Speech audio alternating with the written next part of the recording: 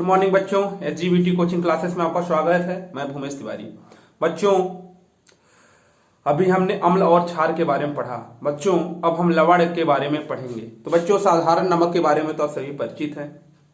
तो देखिए बच्चों, साधारण नमक के दैनिक जीवन में कई पदार्थों जैसे सोडियम हाइड्रोक्साइड, बेकिंग सोडा, खाने का सोडा, धोने का सोडा, पिरंजक चूर्ण इत्यादि में उपयोग किया जाता है। देखिए बच्चों, सबसे पहले हम देखेंगे सोडियम हाइड्रोक्साइड। तो बच्चों, साधारण नमक जो NaCl होता है, यदि इसके जलीय विलयन में हम विद्युत धारा प्रवाहित कर दें तो सोडियम हाइड्रोक्साइड उत्पन्न होता है। बच्चों, इस प्रक्रिया में क्लोरीन गैस मुक्त होती है। तो बच्चों, इस प्रक्रिया में क्लोरीन मुक्त होती है और सोडियम हाइड्रोक्साइड, आप जानते हैं कि सोडियम हाइड्रोक्साइड क्षार है, तो क्षार भी बनता है और क्लोरीन गैस मुक्त होती है। इसलिए इस प्रक्रिया को क्लोर क्षार प्रक्रिया कहते हैं। देखिए बच्चों, सोडियम क्लोराइड के जलीय विलयन में विद्युत प्रवाहित करने पर यह सोडियम हाइड्रोक्साइड उत्पन्न करता है। इस प्रक्रिया को क्लोर क्षार प्रक्रिया कहते हैं। आपके पेपर में पूछता है कि क्लोर क्षार प्रक्रिया क्या है। तो बच्चों, क्योंकि इस प्रक्रिया में क्लोरीन और NaOH जो क्षार है उत्पन्न होते हैं, इसलिए इस प्रक्रिया को क्लोर क्षार प्रक्रिया कहते हैं। देखिए बच्चों, साधारण नमक NaCl के जलीय विलयन में बच्चों अगर हम विद्युत प्रवाहित कर दें तो ये सोडियम हाइड्रोक्साइड उत्पन्न करता है NaOH, और बच्चों इस प्रक्रिया में क्लोरीन गैस मुक्त होती है। तो देखिए बच्चों, क्लोरीन और सोडियम हाइड्रोक्साइड NaOH क्या है बच्चों? ये क्षार है। तो क्लोरीन और क्षार, देखिए क्लोरीन को आप क्लोर भी बोल सकते हैं, तो क्लोर और सोडियम हाइड्रोक्साइड क्या है बच्चों? क्षार। तो इन दोनों का निर्माण होता है, इसलिए इस प्रक्रिया को बोलते हैं बच्चों क्लोर क्षार प्रक्रिया। अब बच्चों हम देखेंगे दूसरा नंबर, विरंजक चूर्ण। तो अब हम देखेंगे विरंजक चूर्ण, ब्लीचिंग पाउडर। बच्चों, इसका नाम प्रचलित क्या है? विरंजक चूर्ण। आप इसको ब्लीचिंग पाउडर के नाम से भी जानते हैं। सूत्र देखिए क्या होता है बच्चों? CaOCl2। सूत्र क्या होता है बच्चों? CaOCl2। इसका रासायनिक नाम होता है बच्चों कैल्शियम ऑक्सीक्लोराइड। देखिए Ca होता है कैल्शियम, O ऑक्सीजन और Cl2 होता है क्लोरीन। तो देखिए इसका रासायनिक नाम क्या होगा? Calcium oxychloride. बच्चों, इसका उत्पादन कैसे होता है? शुष्क बुझे हुए चूने पर क्लोरीन गैस प्रवाहित करके उत्पादन किया जाता है। शुष्क बुझे हुए चूने पर, आप जानते हैं शुष्क बुझा हुआ चूना क्या होता है? Calcium hydroxide. बच्चों, अगर इसमें क्लोरीन गैस प्रवाहित कर दें तो हमें विरंजक चूर्ण CaOCl2 और बच्चों H2O पानी मिलता है। देखिए बच्चों, कैल्शियम हाइड्रोक्साइड क्या है? शुष्क बुझा हुआ चूना है। इसमें हमने क्या किया? क्लोरीन गैस प्रवाहित कर दिया। तो बच्चों, इसकी क्रिया जब होती है तो कैल्शियम ऑक्सीक्लोराइड, जिसको आप विरंजक चूर्ण बोलते हैं, और देखिए बच्चों इसमें जल पानी मिलता है। और बच्चों, इसका उपयोग क्या किसमें किया जाता है? देखिए, जल को शुद्ध करने में, ऊन को सिकुड़न रहित बनाने में, रोगाणुनाशक और ऑक्सीकारक के रूप में, कागज उद्योग में, काष्ठ लुगदी के विरंजन में। बच्चों, जब आपका पेपर होगा तो उसमें विरंजक चूर्ण का फार्मूला पूछ सकता है, उसका रासायनिक नाम पूछ सकता है, उसके उपयोग पूछ सकते हैं, कैसे उसका उत्पादन किया जा सकता है। तो जो भी चीजें आपके पेपर में पूछा जा सकता है वो मैंने सभी आपको बताने का प्रयास किया है। बच्चों, अब हम देखेंगे बेकिंग सोडा। बच्चों, अब देखेंगे हम बेकिंग सोडा। बच्चों, आप इसके खाने के सोडे के नाम से जानते हैं। खाने बनाने में इसका प्रयोग किया जाता है बच्चों, खाने के सोडा का। अगर हमको कोई पदार्थ जल्दी पकाना है तो उसके लिए भी इसका प्रयोग किया जाता है। बच्चों, इसका फार्मूला होता है NaHCO3। तो बच्चों, इसका रासायनिक नाम होता है सोडियम हाइड्रोजन कार्बोनेट। देखिए, Na होता है सोडियम, H होता है हाइड्रोजन और CO3 होता है कार्बोनेट। तो सोडियम हाइड्रोजन कार्बोनेट, या फिर आप इसको बोल सकते हैं सोडियम बाइकार्बोनेट। आप सोडियम बाइकार्बोनेट और सोडियम हाइड्रोजन कार्बोनेट दोनों याद करके रखेंगे।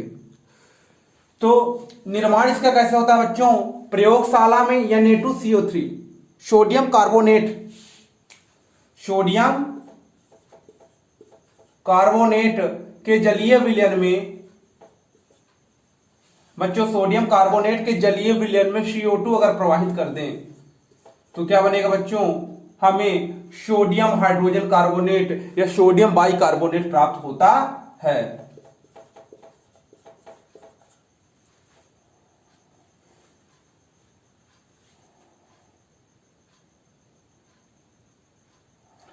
बच्चों देख लेते हैं कि क्या है, संतुलित है। सोडियम 2 सोडियम 2,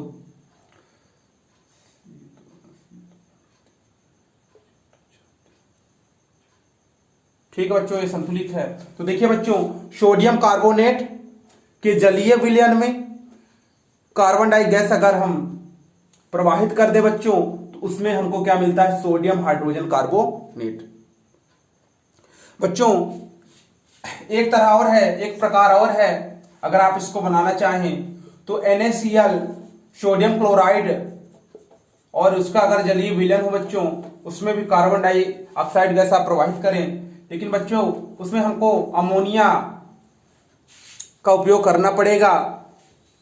तो इसमें भी बच्चों हमको देखिए क्या मिलेगा, NaHCO3 और बच्चों NH4 और Cl। तो देखिए बच्चों, NaCl के जलीय विलयन में कार्बन डाई गैस हमने प्रवाहित किया, अमोनिया भी होना चाहिए बच्चों, अमोनिया की क्रिया भी होनी चाहिए। तो देखिए बच्चों, इसमें अमोनियम क्लोराइड और बच्चों सोडियम बाइकार्बोनेट हमें प्राप्त होता है। तो आप चाहे ये याद रखें चाहे ये याद रखें, दोनों भी सही हैं। बच्चों अगर इस हम सोडियम बाइकार्बोनेट को गर्म कर दें बच्चों, तो देखिए हमको क्या मिलता है बच्चों, सोडियम कार्बोनेट, क्या मिलेगा बच्चों हमें, सोडियम कार्बोनेट, जल और CO2। क्या मिलता है बच्चों, सोडियम कार्बोनेट। ये भी आप याद रखेंगे बच्चों कि अगर हम सोडियम बाइकार्बोनेट को गर्म कर दें तो बच्चों ये टूट जाता है सोडियम कार्बोनेट और जल और कार्बन डाइऑक्साइड गैस में। बच्चों इसके उपयोग किस किस में है, देखिए बेकिंग पाउडर बनाने में, झागदार शीतल पेय आदि में, अग्निशामक यंत्रों में और प्रयोगशाला में अभिकर्मक के रूप में। तो बच्चे जितने प्रश्न इससे बन सकते थे मैंने आपको सभी कराने का प्रयास किया है। अब बच्चों हम देखेंगे धोने का सोडा। अब हम देखेंगे धोने का सोडा। बच्चों आपने कपड़े धोने का सोडा तो देखा है, तो यही हम देखेंगे बच्चों धोने का सोडा। नाम इसका होता है बच्चों धोने का सोडा। सूत्र होता है बच्चों Na2CO3.10H2O। इसको आप देखिए बच्चों, इसको तो बोलते, अगर आप साधारणता बोलते हैं तो बोलेंगे यही सोडियम कार्बोनेट। अगर इसमें जल के अणु नहीं है, सोडियम कार्बोनेट में देखिए अभी जल के कोई अणु नहीं है, इसको हम बोलेंगे सोडियम कार्बोनेट। लेकिन इसमें देखिए जल के अणु जुड़ चुके हैं, तो इसमें जब जल के अणु जुड़ जाते हैं बच्चों तो इसको बोलते हैं सोडियम कार्बोनेट डेकाहाइड्रेट। 10 कितने जल के अणु जुड़े हैं बच्चों, 10। तो 10 को हम बोलते हैं डेका और हाइड्रेट जल को बोलते हैं बच्चों हाइड्रेट। तो बच्चों इसके लिए इसका नाम है सोडियम कार्बोनेट डेकाहाइड्रेट यदि इसमें जल जुड़ा है तब। अगर जल नहीं जुड़ा है तो इसको पढ़ेंगे हम सोडियम कार्बोनेट। अब बच्चों इसका निर्माण की बात आती है, तो बच्चों अभी हमने पढ़ा कि यदि हम सोडियम बाइकार्बोनेट को गर्म कर दें, क्या कर दें बच्चों, गर्म कर दें, तो किसमें टूट जाता है बच्चों, सोडियम कार्बोनेट, कार्बन डाइऑक्साइड और बच्चों जल में टूट जाता है। किसमें टूट जाता है बच्चों, जल में।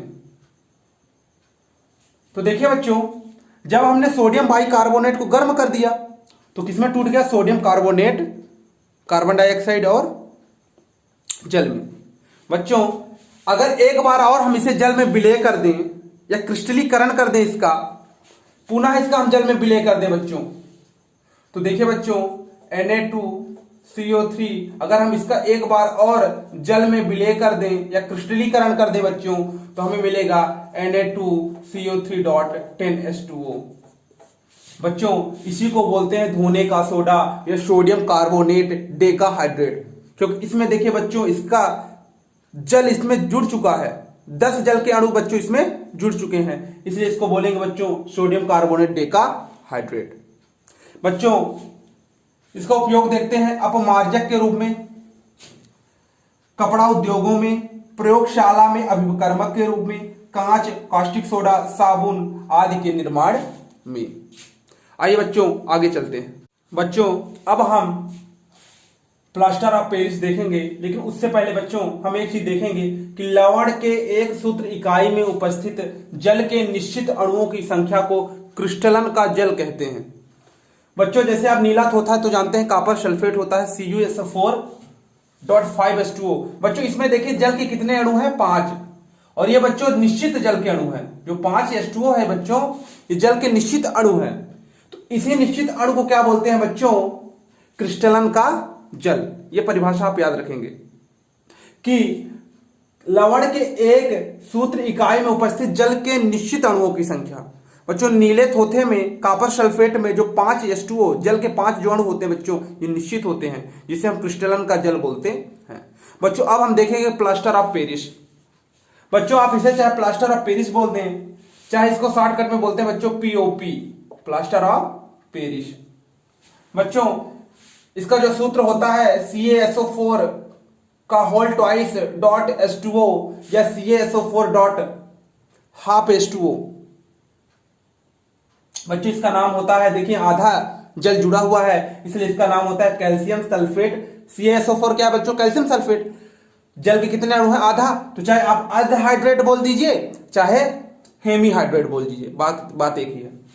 कैल्शियम सल्फेट हेमी हाइड्रेट या कैल्शियम सल्फेट अर्ध, आधा माने अर्ध, 1/2 को हम आधा बोलेंगे, हेमी बोलेंगे, तो हेमी हाइड्रेट या अर्ध हाइड्रेट। बच्चों इसका निर्माण कैसे होता है, जिप्सम CaSO4.2H2O को बच्चों 100 डिग्री सेंटीग्रेड से अधिक ताप पर यदि हम गर्म कर दें तो POP का निर्माण होता है, प्लास्टर ऑफ पेरिस का निर्माण होता है। तो जिप्सम को यदि हम बच्चों गर्म कर दें, 100 डिग्री सेंटीग्रेड ताप से अधिक ताप पर गर्म कर दें, तो बच्चों देखिए CaSO4.12H2O, बच्चों इसके जो 1/2 H2O के अणु है वो अलग हो जाते हैं। देखिए बच्चों यहां पर कितने जल के अणु है, तो आधा जल का अणु इसमें रहता है और 1/2 जो जल के अणु है वो बच्चों अलग हो जाते हैं। बच्चों इसको आप बोलते हैं POP। तो जब हम जिप्सम को बच्चों 100 डिग्री सेंटीग्रेड ताप पर गर्म करेंगे, उससे अधिक ताप पर गर्म करेंगे तो POP का निर्माण होता है। इसका रासायनिक नाम बच्चों आप जरूर याद रखेंगे, कैल्शियम सल्फेट हेमी हाइड्रेट। बच्चों इसका एक गुण होता है, ये श्वेत चूर्ण जैसा होता है। बच्चों यदि हम इसे जल में मिला के आधे घंटे के लिए रख दें तो बहुत ही कठोर पदार्थ जिप्सम बन जाता है बच्चों, पुनः यह जिप्सम बन जाएगा यदि इसे हम जल में मिला के रख दें आधे घंटे के लिए। देखिए बच्चों यदि इस प्लास्टर ऑफ पेरिस यानी CaSO4.12H2O को बच्चों जल में मिला के अगर हम रख दें तो बच्चों कितने घंटे के लिए रख दें, आधे घंटे के लिए रख दें, तो यह कठोर पदार्थ बच्चों CaSO4.2H2O यानी कि फिर से जिप्सम में बदल जाता है। बच्चों ये भी आप याद रखेंगे कि यदि हम प्लास्टर ऑफ पेरिस को आधे घंटे जल में रख दें तो ये कठोर पदार्थ बना लेता है जिसे आप जिप्सम से जानते हैं। देखिए बच्चों इसका उपयोग तो आप जानते होंगे टूटी हड्डियों को जोड़ने में, प्लास्टर देखे होंगे आप, जब हड्डियां टूट जाती हैं तो प्लास्टर लगा दिया जाता है। दंत चिकित्सक में सांचे बनाने में, खिलौने सजावटी सामान, सस्ते आभूषण, मूर्तियां बनाने में, अग्निशः पदार्थ के रूप में। तो बच्चों आशा करते हैं कि आपको जो भी आज हमने बताया आपको समझ में आया होगा। बच्चों जो भी आपके पेपर में पूछ सकता था मैंने सभी बताने का प्रयास किया है। रासायनिक नाम, प्रचलित नाम, सूत्र, कैसे निर्माण होता है, क्या क्या उपयोग होते हैं। अगर इससे प्रश्न बनेगा तो ज्यादातर यही बनेगा कि प्लास्टर ऑफ पेरिस के उपयोग लिखिए, सूत्र लिखिए, रासायनिक नाम लिखिए। प्लास्टर ऑफ पेरिस से जिप्सम कैसे बनाया जा सकता है, तो प्लास्टर ऑफ पेरिस से जिप्सम, जब हम प्लास्टर ऑफ पेरिस को जल में आधे घंटे के रख देंगे तो एक कठोर पदार्थ जिप्सम बनता है। तो बच्चों हर तरह के प्रश्न को आप अगर ये पढ़ लेंगे तो आप कर सकते हैं। तो बच्चों आपसे यही आग्रह है कि चैनल को सब्सक्राइब कर लें, लाइक करें और ज्यादा से ज्यादा बच्चों इसे शेयर करें। धन्यवाद।